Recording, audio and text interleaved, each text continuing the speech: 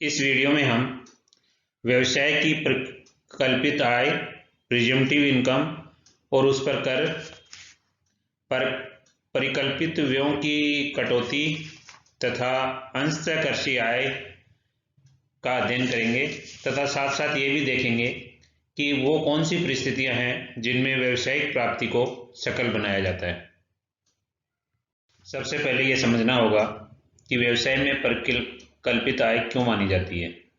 सामान्यतः क्या होता है कि बिजनेसमैन जो अकाउंट्स तैयार करता है और लाभ की गणना करता है और आयकर अधिनियम के अनुसार कर निर्धारण अधिकारी जब उनको देखता है तो उनमें काफ़ी कमियां मिलती हैं और लाभ का कैलकुलेशन और उनमें काफ़ी डिस्प्यूट होते हैं। तो इससे बचने के लिए छोटे व्यवसायियों को ये राहत दी गई है कि वो अपनी इनकम को एज्यूम कर सकते हैं, परिकल्पित कर सकते हैं और उस आधार पर उन पर टैक्स लगाया जा सकता है। तो इसके लिए ये किया गया है कि जैसे छोटे व्यवसायी हैं उन पर ये योजना उन सभी करदाताओं पर लागू है की जा सकती है जिनकी गत वर्ष में व्यवसाय से कुल सकल प्राप्ति या सकल बिक्री 2 करोड़ रुपए से अधिक नहीं हो, यानी 2 करोड़ रुपए तक की सकल बिक्री है, सकल आय है, तो फिर ऐसे व्यवसायियों पर इस योजना का, परिकल्पित आय वाली योजना का लाभ उनको मिल सकता है।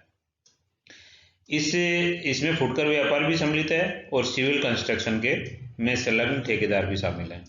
किंतु इसमें धारा 44AA1 में वर्णित विशिष्ट पेशागत व्यवसाय शामिल नहीं है।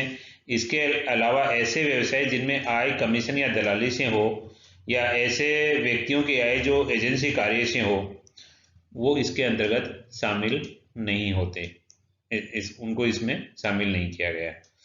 परिकल्पित आय की गणना किस प्रकार करेंगे।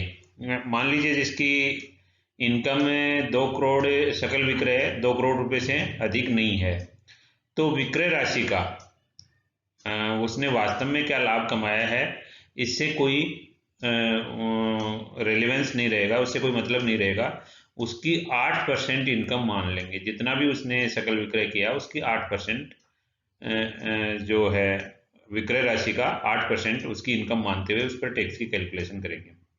यदि ये जो प्राप्ति है, विक्रय की प्राप्ति है, वो खाते अकाउंट पे चेक से या ड्राफ्ट से हो या अन्य कोई इलेक्ट्रॉनिक तरीके से हो जिससे भुगतान सीधे खाते में जमा हो, तो ऐसी विक्रय राशि पर 8% की जगह 6% इनकम मानेंगे।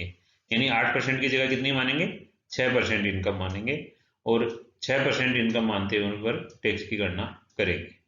तो इसमें कितना खर्चा हुआ, कितनी वास्तव में आय हुई, इससे फिर डिस्प्यूट वाला पॉइंट नहीं रहेगा। इसमें एज्यूम कर लेते हैं कि 8% या 6% की इनकम मान लेंगे। इस तरह से 6% या 8% की जो इनकम मानेंगे उसमें साझेदारों को दिए गए ब्याज और पारिश्रमिक की छूट नहीं मिलेगी। इसके अलावा इसमें और कोई भी छूट, डेप्रिसिएशन की छूट है, ये सब नहीं मिलेंगी।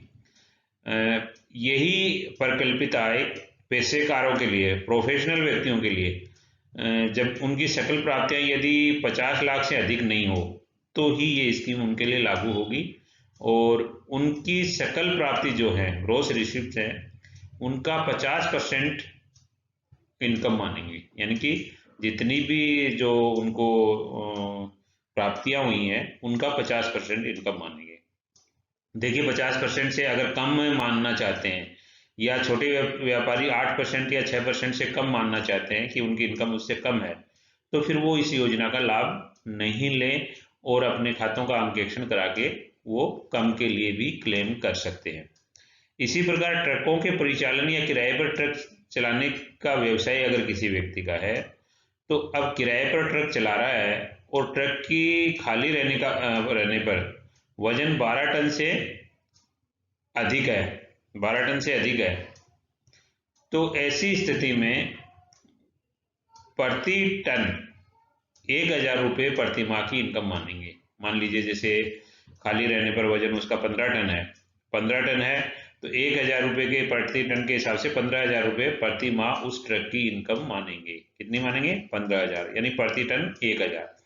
अगर 12 टन तक का ही वजन है उसका, मान लीजिए 10 टन ही है या 12 टन ही है, तो फिर 7,500 रुपये प्रति ट्रक प्रति माह की इनकम मानेंगे। कितनी मानेंगे? 7,500 रुपये प्रति ट्रक प्रति माह, 12 टन तक की अगर वो खाली रहने पर उसका वजन है तो। और 12 से ज़्यादा जैसे ही होगा तो 1,000 रुपये प्रति माह प्रति टन की इनकम मानेंगे। यहाँ एक कंडीशन है इसमें कि ऐसे ट्रक का व्यवसाय करने वाला, ट्रक के परिचालन का व्यवसाय करने वाला के पास 10 ट्रक से ज़्यादा नहीं हो। कितने से ज़्यादा नहीं होनी चाहिए? 10 से ज़्यादा नहीं होनी चाहिए। 10 तक ही ट्रक हों तो वह इस योजना का लाभ ले सकता है। तो इस प्रकार छोटे व्यवसायी, पेशेवर छोटे व्यवसायी जिनका सकल विक्रय 2 करोड़ रुपए तक है, पेशेवर व्यक्ति जिनकी सकल प्राप्तियां 50 लाख रुपए तक है, और ट्रक चलाने वाला व्यक्ति जिसके स्वामित्व में 10 से ज़्यादा ट्रक नहीं है या जिसने किराए पर 10 से ज़्यादा ट्रक नहीं ले रखे हैं, तो उनके लिए ये परिकल्पित आय मान लेते हैं और उस पर उसी हिसाब से टैक्सेशन कर सकते हैं। करदाता चाहे तो इससे ज़्यादा इनकम डिक्लेयर कर सकता है। 8%, 6% की जगह वो ज़्यादा चाहे तो ज़्यादा कर सकता है। 50% अगर पेशेकार है तो 50% की जगह 60% या 70% जितनी वो मानता है ले सकता है। ज़्यादा करने में कोई दिक्कत नहीं है। कम करना चाहता है तो उसे फिर इस योजना का लाभ नहीं मिलेगा और वो अपने खातों का अंकेक्षण करके ही ऐसा कर सकता है। जिस प्रकार परिकल्पित आय को मानते हुए उस पर टैक्स की गणना की जाती है, उसी प्रकार परिकल्पित व्यय की कटौती का प्रावधान भी किया गया है। जैसे बीमा या जमा योजनाओं से प्राप्त कमीशन है, तो ऐसे व्यक्ति के लिए कितना खर्चा माना जाए, तो इस संबंध में परिकल्पित व्ययों की कटौती देते हैं, वास्तविक व्ययों का ध्यान में नहीं रखते। जैसे करदाता का बीमा व्यवसाय एवं एनएससी, पीपीएफ आदि से कमीशन की आय है और 60,000 से अधिक नहीं है, तो नए बीमा व्यवसाय के कमीशन का 50% और नवीनीकरण व्यवसाय के कमीशन का 15% के बराबर व्यय की कटौती मिलेगी। मतलब कितनी कंडीशन क्या थी इसमें कि बीमा व्यवसाय है, एनएससी और पीपीएफ आदि से कमीशन भी है और इनकम कितनी है? 60,000 से अधिक नहीं है, तो नए व्यवसाय के लिए कमीशन का 50% और नवीनीकरण व्यवसाय के लिए कमीशन का 15% की कटौती मिल जाएगी। यदि सम्मिलित रूप से बीमा व्यवसाय के कमीशन की आय हो तो ऐसे कमीशन का 33.3% की कटौती मिलेगी। यानी कि पुराना और नए में अलग अलग नहीं किया जा सकता हो तो 33.3% की कटौती मिलेगी। यदि करदाता एनएससी, पीपीएफ आदि का कार्य भी कर रहा है तो कमीशन के 50% की व्यय के रूप में कटौती मिलेगी। एनएससी और पीपीएफ का काम कर रहा है तो कमीशन जितना मिला उसका 50% व्यय की कटौती मिल जाएगी। कुल परिकल्पित व्ययों की कटौती 20,000 रुपये, एनएससी, पीपीएफ आदि से भी प्राप्त हो तो 30,000 रुपये से अधिक की नहीं होगी। यानी मैक्सिमम लिमिट 20,000 है सामान्य परिस्थिति में, और एनएससी और पीपीएफ आदि से अगर प्राप्त हो, कमीशन हो, तो 30,000 से अधिक की नहीं मिलेगी। इसी प्रकार जो छोटे लेखक हैं उनको रॉयल्टी की इनकम के संबंध में कुछ परिकल्पित व्ययों की कटौती मिलती है। यदि 25,000 से अधिक की आय न हो, रॉयल्टी से इनकम कितनी होनी चाहिए? 25,000 से अधिक नहीं होनी चाहिए, तो ऐसी आय के 25%, उस आय का कितना? 25% या 5,000 रुपये, जो भी कम हो उसकी कटौती मिलेगी। आय का 25% या 5,000 रुपये, जो भी कम हो उसकी कटौती मिलेगी। आयकर अधिनियम 1961 की धारा 10 में भारत में कृषि से आय है वो कर मुक्त है।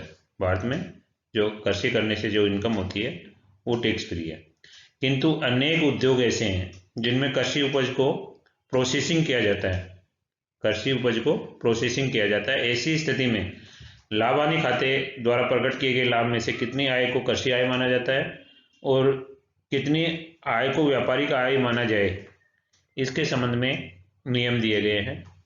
तो उसमें अंशतः कृषि आय में यदि रबड़ का उत्पादन किया जाता है तो आय का 65% भाग कृषि आय मानेंगे। 65% भाग कितना मानेंगे? कृषि आय मानेंगे। और यदि कॉफी केवल शुद्धिकरण करके किया जाए तो आय का 75% भाग कृषि आय मानेंगे। कॉफी का शुद्धिकरण और भूनकर बेचा जाए तो ऐसी स्थिति में आय का 60% भाग कृषि आय मानेंगे। और चाय के उत्पादन में आय का 60% भाग कृषि आय मानेंगे। इस प्रकार ये पहले से डिसाइडेड है कि इनको इस तरह से बेचें तो उनमें कितना भाग कृषि आय का होगा। तो जैसे रबड़ के उत्पादन में 65% भाग, कॉफ़ी केवल शुद्धिकरण करके बेचें तो 75%, कॉफ़ी और शुद्धिकरण और भूनकर बेचें तो 60%, और चाय के उत्पादन में 60% भाग कृषि आय मानेंगे। बाकी आय क्या होगी? व्यापारिक आय होगी। कुछ परिस्थितियां ऐसी हैं जिसमें व्यवसायिक प्राप्ति को सकल करते हैं, यानी जो इनकम प्राप्त होती है उसको सकल बनाना होता है बिजनेस एंड प्रोफेशन में भी। तो उसमें जैसे इनकम का सोर्स है, जैसे लॉटरी टिकट पर कमीशन है, लॉटरी की टिकट पर कमीशन है और 15,000 रुपये से अधिक का कमीशन प्राप्त हुआ तो 5% की दर से टैक्स कटता है। तो ऐसी स्थिति में टीडीएस होता है, तो ऐसी स्थिति में उसको सकल करना होगा, और सकल करने के लिए जितना कमीशन प्राप्त हुआ, प्राप्त राशि अगर दे रखी है तो उसको 100/95 से गुणा कर देते हैं, यानी उसका 100% 100/95 करके सकल कर लेते हैं। अन्य प्रकार का कमीशन और दलाली है तो उस पर भी टीडीएस की रेट 5% है। अगर ये प्राप्ति भी 15,000 से अधिक है तो प्राप्त कमीशन को 100/95 करके सकल बना लेते हैं। जीवन बीमा कमीशन से आय भी 15,000 से अधिक की है और टीडीएस 5% से हुआ है, तो ऐसी स्थिति में इसको भी सकल करने के लिए 100/95 यूज करेंगे फॉर्मूला। तकनीकी सेवाओं से प्राप्ति है, संचालक के पारिश्रमिक को सदैव सकल करना होगा। संचालक का पारिश्रमिक है तो उसको तो हमेशा सकल करना होगा क्योंकि उसमें टीडीएस जरूर होगा। किंतु बाकी अगर तकनीकी सेवाओं से प्राप्ति है, टेक्निकल सर्विसेज से, तो अमाउंट अगर 30,000 से अधिक है तो चूंकि टीडीएस की रेट 10% है यहाँ पर, तो 30,000 से अधिक की राशि अगर प्राप्त हुई है तो प्राप्त जितना भी ये तकनीकी सेवाओं से जो भी प्राप्ति हुई है उसको 100/90 करके सकल करेंगे क्योंकि इसमें 10% की टीडीएस हुआ है। वेस्टी या एचयूएफ को ठेका कार्य से प्राप्ति होती है। किसी वेस्टी या एचयूएफ को ठेके से अगर कोई प्राप्ति होती है और 30,000 से अधिक की प्राप्ति है तो 1% चूंकि टीडीएस की रेट है तो प्राप्त कमीशन को 100/99 करके सकल करेंगे। फर्म या कंपनी को अगर ठेके से प्राप्ति है तो वहां टीडीएस की रेट 2% है। कंडीशन वही है, 30,000 से अधिक की राशि हो तो उसको सकल करने के लिए 100/98 का यूज करेंगे। यदि एक वर्ष में कुल भुगतान 1 लाख से अधिक हो या होने की संभावना हो तो ठेकेदार को भुगतान करते समय कर की कटौती अनिवार्य रूप से करनी होगी, चाहे एकल भुगतान 30,000 से कम ही हो। तो ये कुछ कंडीशंस हैं जिनमें इनकम को ग्रोसअप करना होता है। तो इस वीडियो में हमने क्या क्या पढ़ा? सबसे पहले ये देखा कि परिकल्पित आय और उस पर किस तरह से टैक्सेशन करते हैं। तो छोटे व्यवसायियों के लिए 2 करोड़ तक की अगर टर्नओवर है तो 8% उनकी इनकम मानते हैं, जो बिक्री है या ग्रॉस रिसीप्ट्स हैं उनका। और अगर इलेक्ट्रॉनिक माध्यम से या अकाउंट पे चेक से या डिमांड ड्राफ्ट से पैसा प्राप्त किया तो ऐसी प्राप्ति का 6% इनकम मानते हैं। इसी प्रकार ट्रकों के लिए है, अगर 12 टन खाली रहने का वजन है ट्रक का, 12 टन से ज़्यादा है तो 1,000 रुपये प्रति माह प्रति टन। और अगर 12 टन तक का कैपेसिटी वजन का ट्रक है तो ऐसी स्थिति में उस पर 7,500 रुपये प्रति माह प्रति ट्रक का लाभ मानते हैं, किंतु इसमें कंडीशन ये है कि वो 10 ट्रकों से ज़्यादा उसके पास नहीं हो, 10 से ज़्यादा नहीं हो। इसी प्रकार प्रोफेशनल व्यक्ति हैं, छोटे हैं, तो उनके 50 लाख से ज़्यादा टर्नओवर नहीं हो तो ऐसी स्थिति में उनकी इनकम सकल प्राप्ति का 50% मानते हैं। अंशतः कृषि आय में अपन ने ये परिकल्पित व्ययों की कटौती पड़ी। इसके बाद अपन ने अंशतः कृषि आय, जिसमें रबड़, कॉफी और चाय के उत्पादन में कितनी कृषि आय मानेंगे और कितनी व्यापारिक आय मानेंगे, ये पढ़ा। और इसके बाद किन किन आयों को सकल करना होता है, सकल करने के लिए क्या फॉर्मूले हैं। Thank you.